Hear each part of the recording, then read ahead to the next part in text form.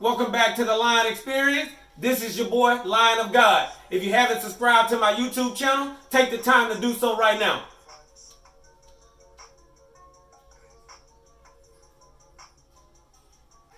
So again, make sure you subscribe to my YouTube channel, The Lion Experience, because all of my future videos, they're going to include some valuable information that's going to help you grow mentally, physically, and spiritually. This your boy, Lion of God. Today we're focusing on my 7-day no food fast. Now, we're going to look at this at a large scale. You know, we're going to take it back to when I was born. I was born into poverty. I was born into a real poor family. There was days I didn't have food to eat, clothes to wear to school. I mean, there was times when people laughed at me, talked about me, doubted me, looked down upon me, put me down. Pretty much anything that you can think of that a child could be deprived of, I experienced that growing up. I mean, times when I didn't finish college when I was supposed to. You know, times when, I got fired from different jobs. Times when, my mom passed away. Times when my grandma passed away. Times when I didn't play football. I didn't finish architecture school.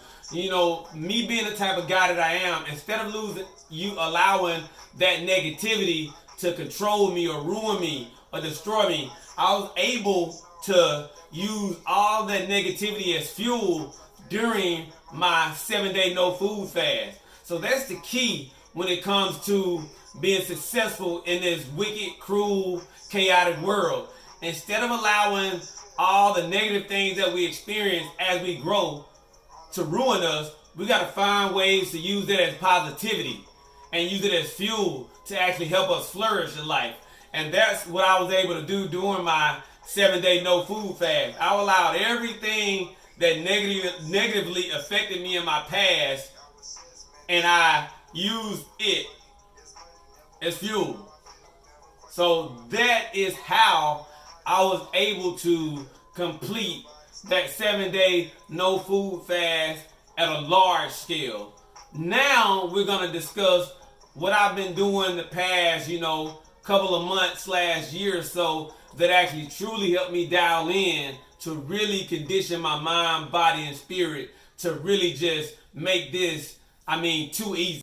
All right, so let's just talk about how I literally geared myself up to complete this 7-day no food fast. So we're going to rewind and go back to last year on my birthday. So last year on my birthday, I did 440 miles in 32 days.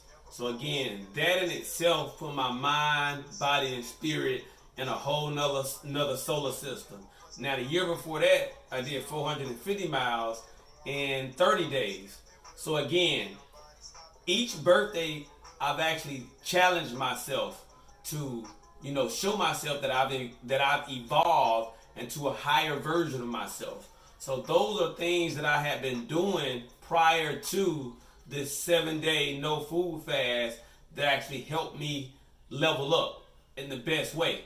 Now, right after my 440 miles in 32 days, I began to fast longer periods of time. Now, for the past 5 to 7 years, I had already been fasting anywhere from 12 to 18 hours daily. Regardless if I worked out 10 hours, regardless if I worked out an hour, or the most I've ever worked out was 11 hours. So it didn't matter how long I worked out, I trained on a fasted stomach. So I was doing that for the past 5 to 7 years anyway. So that in itself put me in a whole nother playing field, with my mind, body, and spirit alone. Now, right after my 440 miles in 32 days, I transitioned and start fasting for like 48 hours. So again, that taught my mind, body, and spirit to be on a whole nother level as well. So right after I fasted for 48 hours, I actually ended up fasting for 3 days. So 3 days I fasted. I felt great. That in itself taught me that I couldn't really be broken, right? That put me in a place to where I knew that not a man nor a woman on this earth could dictate who or what I could become. However, I still knew that there was greater things in my future. Because if I did 3 days, right, I kind of set a goal to do 7 days before the end of the year in 2018. But I was like, well, you know what? Realistically speaking, I haven't even done 4 days yet. Let me just kind of play with 48 hours to 72 hours. So again, I completed the 3 days. I felt great. Now, when I went to Washington State, my 3-day fast put me in a position to where when I got there, it was about 30-something degrees. I was running in the rain, semi-snow with no shirt on, doing pretty much crazy stuff. I ended up doing a polar bear plunge in about 30-something degree, freezing lake. I mean, as soon as my feet hit the water, my feet basically froze. Felt like I was literally dead. So also I was hitting a wet and dry sauna. That was my first time where I was really end up back doing anywhere from 4,000 to 10,000 ab reps in a wet and dry sauna. So in the midst of me, running in extreme cold, in the midst of me jumping at an extreme, frozen lake almost, I was in the wet and dry sauna doing anywhere from 4,000 to 10,000 ab reps. So that conditioned my mind, body, and spirit again. Now, once I got back from Washington State, right, I had a race set up in February. I have been training, obviously. Everything that I have been doing right now was actually helping me gear me up for that race. Now, on race day, which was, I think it was the first week in February, I caught a stomach bug, which me personally, I never get sick, but I caught a stomach bug. I mean, pretty much right before the race. I also did a fast right before, so I was already fasted. I was dehydrated because I threw up like 4 or 5 times right before the race, and I was exhausted. I was pretty much physically, mentally, and spiritually exhausted. Now, right before about 30 to 45 minutes before my race, I looked at my wife and I said, you know what?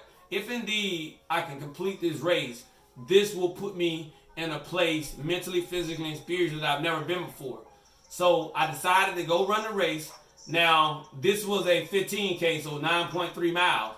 So about mile 4, I called my wife and I said, this is the worst I've ever felt on a run. I mean, I could do 9 miles in my sleep, but how I felt that day, dehydrated, fasted, I was exhausted, I was weakened. I told my wife I could really stop. I felt like stopping. I mean, nobody was out there who knew who I was. I mean, theoretically speaking, people was passing by me that shouldn't have never even passed me by. But that right there alone humbled me, right? That put me in a place mentally, physically, and spiritually that let me see that if indeed I didn't take control of who or what I was becoming at any given moment, I would allow anybody or anything to break me. So that fast / that stomach bug taught me that I had to always be in control. So right after that race, I finished. I felt great.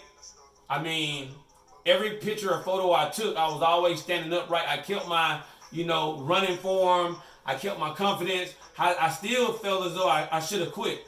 But I became stronger mentally, physically, and spiritually after that race. Now, right after that race, I started training. The summer came around. I was running anywhere from, 10 to 20 some miles in anywhere from 85, 90 to 100, 105 degree weather. Now, right about, I would say about April, I decided to do an alkaline vegan diet where I was really only eating about 4 to 5 different fruit and about 5 to 6 different vegetables. So within that time frame, within about 45 to 50 days, I dropped about 20 some pounds. So I went from about 130, 140 some down to 118. So again, that in itself, leveled my body, mind, and spirit up into a whole nother solar system as well. Because I was still running, I was still training, I was still hitting the sauna, I was still doing everything that I was doing, but my fuel supply was extremely low. Now my nutrient, I was here with the alkaline vegan, but it was quick burn fuel, so my fuel supply was at a low, so I couldn't go as hard, I couldn't really do everything that I needed to do as being high performing. So right after my 45, 50 day alkaline vegan diet, I start leveling back. But again, that alone put me in a position to where, again, in another solar system, each time I think I've reached my limit, I find another way to break beyond that. Again, I begged God to suffer more, so I found more ways to make myself suffer. So right after my alkaline vegan diet, I was like, you know what, let me level some more. I was outside running, doing different intervals, push-ups, burpees, body squats, squat jumps. Again, running in, 106 degree, 107, 108 degree weather. Just out here really just pushing my body, mind, and spirit beyond its current limits. So around June, July, I was like, you know what? Let me do my best, and I'm going to do this 4-day fast. So again, new playing field. I've never been here before. My 3-day fast was good because, again, I had been working myself up over time. Everything that I just stated led me to this point in my life. So again, about midway July, I did my 4-day fast. It was amazing. I looked at my wife. I said, you know what, babe? This 4-day fast was too easy. I can do 7 days. And she was like, nah, you crazy. So right after my 4-day, no food fast, I said, you know what I'm going to do right now? Until my birthday, I said I'm going to do a social media fast. So again, what can I do to keep helping myself get better? I said, you know what, I'm going to do a 4-day, social media, until my birthday, I said I'm going to do a social media fast. So I started doing my social media fast. And again, that right there put me in another place mentally, physically, and spiritually. Because everything that I do is always about mind control. If you break the mind, you break the person. If you strengthen the mind, you strengthen the person. The body can't go where the mind isn't willing to take it. Simple. So everything that I do is all based on mental conditioning. Mental and spiritual conditioning, because those two things have zero limitations. The body has limitation, but the mind and the spirit has none. It can go as far out as you need it to. So again, so it's about July, August. So August roll around and I'm like, well, I hadn't lifted weights from January to about July, August. I said, you know what? I'm going to do a 7-day fast. So what I started doing from about July, August till my birthday, I said, you know what? I'm going to start lifting heavy again, and I'm going to start increasing my calorie intake. Now, the thing is, why did I start back lifting weights for my upper body? Because, again, I hadn't lifted upper body weights in about 8 to 9 months.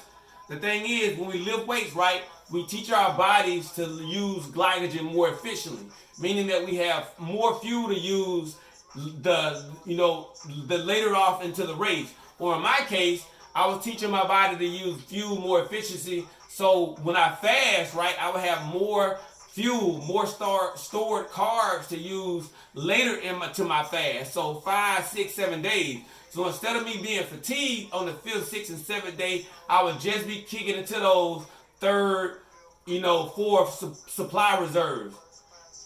So everything that I just stated, happened as planned. And the reason for me, again, kicking up my calorie intake, right? Because I knew that I was lifting heavy, right? I needed to, put on a little muscle mass, put on just a little bit of fat. My body fat percentage is already extremely low. But by me lifting heavy, putting on a lot, a little bit more, muscle mass, a little body fat, I knew once I start fasting, after about 1 to 2 days at the high level I work out, my body's going to end up burning through most of my carb supply, and it's going to start using fat as fuel, because that's how I condition my body to function. So during my fast, everything went beyond amazing. My digestive system never took a hit. Everything that I just stated happened the way I planned for it to. Instead of fatiguing, during my, 7-day no food fast, I began to have more energy as my fast progressed. I was doing everything from soaking in Epsom salt. I still worked out, did all this great stuff.